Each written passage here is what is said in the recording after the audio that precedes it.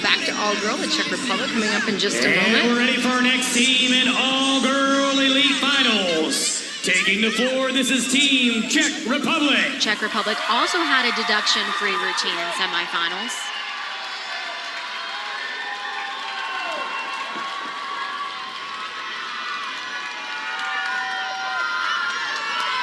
They've got signs in their native language.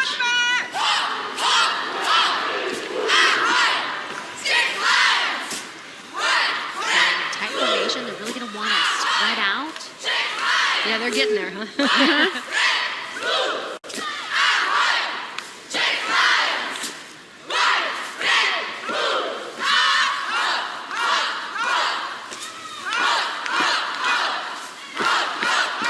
Really projecting their great voices, great pace.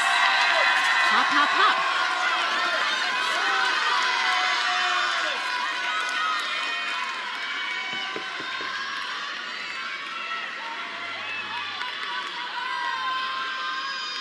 Fans excited, watching right up front. Silence. I have a story to tell. In the beginning, she rose from the ash, a queen by destiny, gold by her path. Kicking things off with lots of standing and running, tumbling.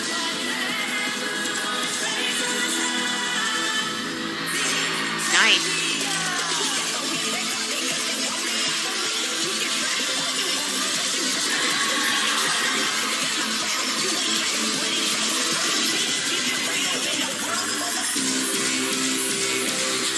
Very pretty, nice visual. Hand in hand, nice ripple visual.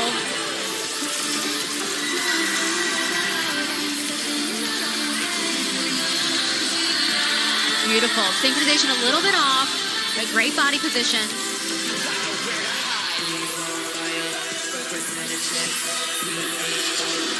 Back handspring up to heel stretch. They pull that immediately. That makes it much more difficult.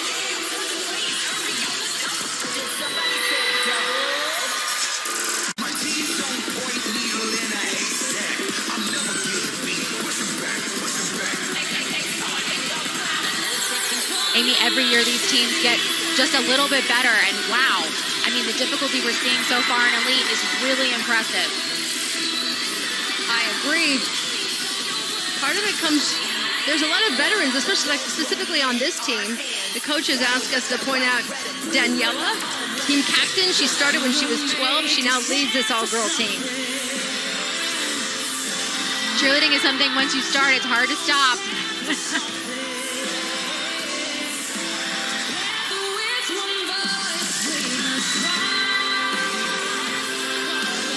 Great synchronization here on this pyramid sequence.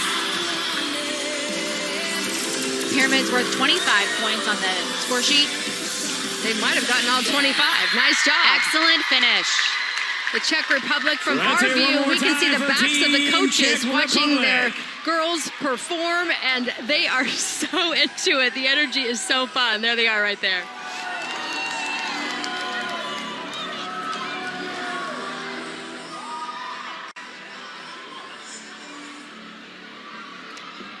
Nicole, these teams are made up different ways depending on the country. Some countries literally have tryouts and bring athletes from all over and put them together and make a team. Others decide to use a team from a gym.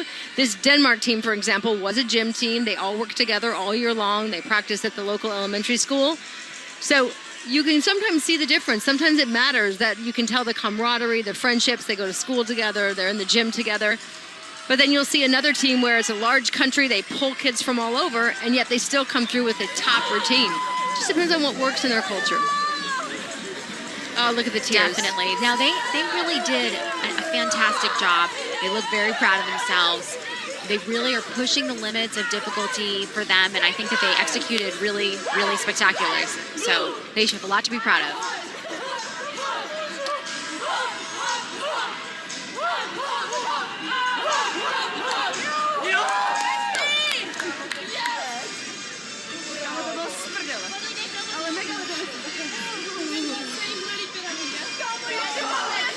This moment right after you finish the routine, you're kind of catching your breath. You know what the experience was like for you as an individual person on the team, but it's hard to know exactly what happened. So sometimes there's a little bit of a surprise to see the whole picture come together.